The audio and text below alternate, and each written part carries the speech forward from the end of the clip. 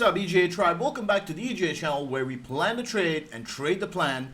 We do the market breakdown for you so you don't have to do it yourself. So that's right, welcome in. I hope you're having a great day. This is a short little daily brief for you guys so that you can get on with your trading career and your trading week this week. Remember that this week is a slightly volatile week. Why? We have a lot of news coming out.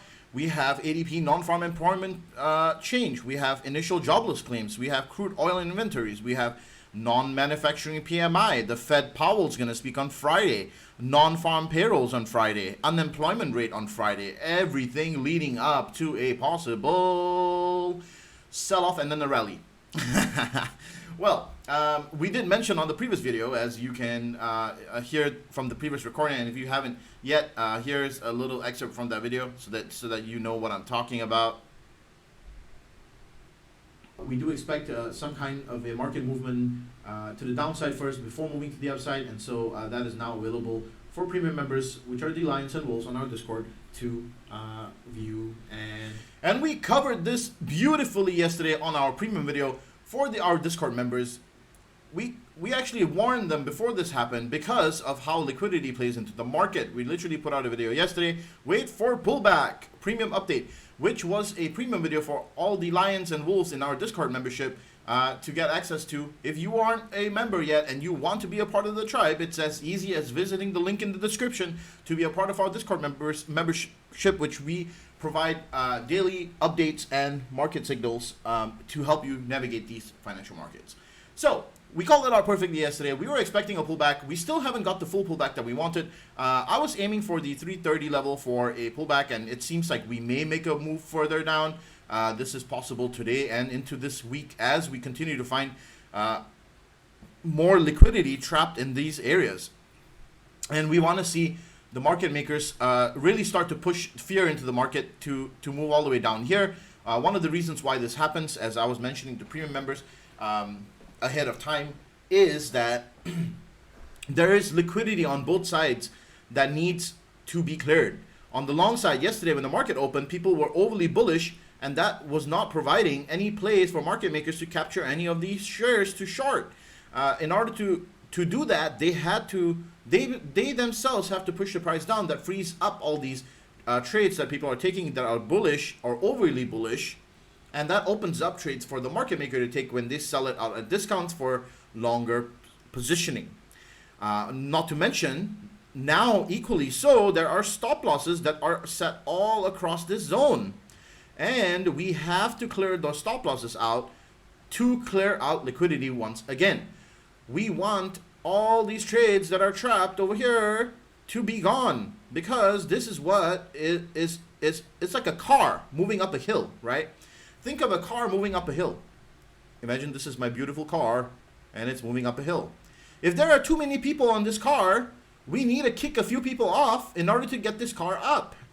There are far too many people that are sitting on this car right now, which rode this wave up. Therefore, market makers need to come in, step in, scare a couple of people off, and then we are clear blue skies to go up to the upside and all-time high. I project this is gonna take another week or two, and usually they need to build a fair amount of fear into the market for them to do this. So watch out and be careful. Remember, we got rejected here multiple times. I'm not saying that we can't go bullish. All I'm saying is it is more likely that we try to get more liquidity that's trapped in these zones than rally to the upside right away. If it happens by the end of this week, I myself will be surprised, but I'm not going to be complaining. It's still a win-win situation for me. I just like to pick these moments to be careful of QQQ, okay, and the NASDAQ, because tech has been underperforming this year so far in terms of all the sectors. So the key level still remains 337, update on QQQ here, and also 330 is the key point where we want to see majority of stops cleared out. This is a stop hunt right here, stop hunt level. We put this on our playbook yesterday as well. We've had a lot of these ideas on the playbook. We put them out there for you so you know what to expect for the week. This is all analysis done based on probability and statistics. And also, we have a possible bullish pivot over here, which was a previous pivot. 324 is an absolute line of defense here. If we push below 324, this opens up the 300s once again on QQQ. So we really want to hold these levels here, the 330s, 328s, this is what we want to hold. If we really get down to 326, this would be a exuberant sell-off down here. But we need to hold 324. If anything, this is the last line of defense if we really get down and dirty by market maker activity. All right. So that's your QQQ update. Next up, SPY. Same thing happening with SPY here. Mainly lots of traders were trapped yesterday up here. And then we got a nice little sell-off into the dual zone, which is the pink zone right now. This is now both a resistance and a support level. Remember that there is a bunch of liquidity that is void here. You can see it yourself with the VPVR. You know, the volume in this region here is actually specifically low, so that's one of the reasons we have to come down here to fill up this liquidity void before we can move to the upside. I think 416 is an adequate level for SPY to come down to. Maybe 416, 417 maybe, honestly. 417 looks like a good level here, you know, for a possible bounce. So that's the level I'm watching today specifically for SPY. The key level to hold would be 417. Move back to 420 would be nice. As I mentioned numerous times, we can't predict where this market activity is going to go. But all I can say is I think that we need a little bit of a flush to pull down and close out any stop losses that are here for various different stocks. Remember, SPY is a basket of many other stocks. So we're talking about other companies that will be a part of SPY as well. All right.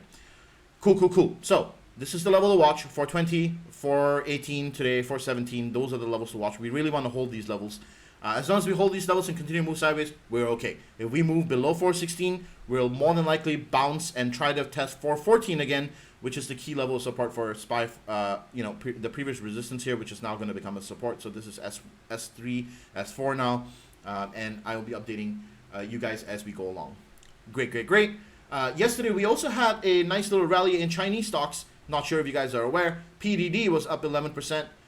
This one had a lot of unusual options activity that came in through the day. Just want to give you guys a little bit of a hint.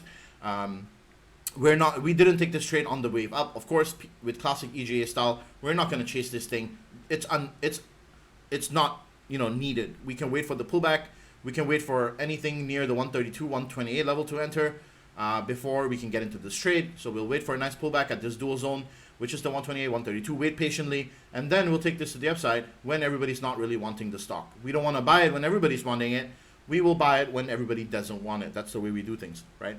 And as a result, yesterday we had a couple of stocks that were up. KWEB, which is the Chinese tech ETF, was up with the broader market at 4%. This was really nice. We were looking at KWEB. We have been looking at Chinese equity for a long time. I've been briefing you guys on it over and over again. I literally have said China like 5 million times now at this point. So if you haven't taken trades with KWEB, you know, I'm not going to say anything else. I'm just going to say this is a great opportunity of a lifetime. When a market is down 33%, that is a opportunity of a lifetime. Next up, Apple. It came down right to where we were expecting it to actually yesterday, and it bounced. However, I think that if SPY moves further down, we might explore the 122 level on Apple before making this actual bounce. So we might actually bounce on the bottom of this channel before coming up. Now, I'm going long strategically Apple here, and I actually took a leap contract on Apple because I like the price that it's at, and I like where it's sitting at. It could go further down, but I've only taken a starter position to enter this long trade. Okay, I don't like timing markets, and I don't like you know, trying to time my trade. So therefore, I entered a small position here for a 130 call for January. All right, and it didn't cost much money because those options are pretty liquid. And I think that, you know, when Apple moves further up the end of this year, that option will pay pretty nicely. I like to use longer term options to capitalize instead of buying shares. It allows me to throw on some leverage. Great. A little bit of update there. And lastly, we're going to go through XOM real quick. This was a opportunity posted by one of our members in the Discord, LP, who is one of our mods and also technical analyst. He called out this one. I just want to give you guys a alert here. We had XOM called out by him, which was a trade that he looked at specifically yesterday. And I think it's a great trade. I think that XOM is going to continue to outperform this energy market. As I've been mentioning multiple times before, the reason why XOM has a chance to do better than majority of the energy plays is because they're not just concentrated on crude oil place and petrochemicals. They are a diversified business. They have a very good stronghold with all kinds of chemicals as well. So I think that a 65. I have a $65 intrinsic valuation for this one, and I think that since oil is going to continue to be bullish and energy is continuing to be bullish, we have a nice bullish breakout on this pennant here. This looks like a great trade for the upside. I think a test of 65 again is more than likely in the near future. We set up for it already, and we are in this trade for the time being. Probably a swing trade for a couple of days, but we will be exiting as soon as we see some nice profits on it. So yeah, that's kind of all the opportunities that I wanted to alert you guys about, give you guys a heads up on what we expect with these markets. I hope these daily briefs are helping you guys. Honestly, if it has been helping you, make sure you drop a comment and smash the like button, guys. Smashing the like button is really, really, really important to us. The YouTube algorithm does not share this video if you don't smash the like button. So take a second out of your day, please, please, please, just hit the like button, the thumbs up that's right below this video. It should be somewhere down here. Also, if you want to check out our website, make sure you do. Also, make sure that you realize that this next week we're going to be holding the technical analysis course. If you're interested in that, links also in the description. The technical analysis course will be a fully comprehensive course, and I'll talk about it more on tomorrow's video.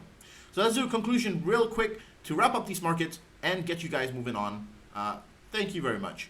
So, in conclusion, today we don't have a lot of confirmation that this market's going to continue to rip to the upside. We don't have any confirmation that we are bullish yet, indeed. We just know that market makers are definitely out to play some interesting plays before we actually get fully bullish. So don't overcommit to your bullish plays just yet. As I mentioned, that bears and bulls, they win, but hogs get slaughtered. That's one of the reasons why yesterday's video was named that. Not to get stingy, and be cautious of what your positioning is, and be cautious of where you're at in this market, right? It's always easy to get trigger happy and take bullish positions before realizing that, oh no, this is just another elaborate bull trap. Of course, not a full bull trap, but you guys get what I mean. So be cautious. This market will probably flush down a little more weak hands before moving to the upside. And I hope you guys enjoyed this video. Have a great day, and I'll see you guys tomorrow. Peace.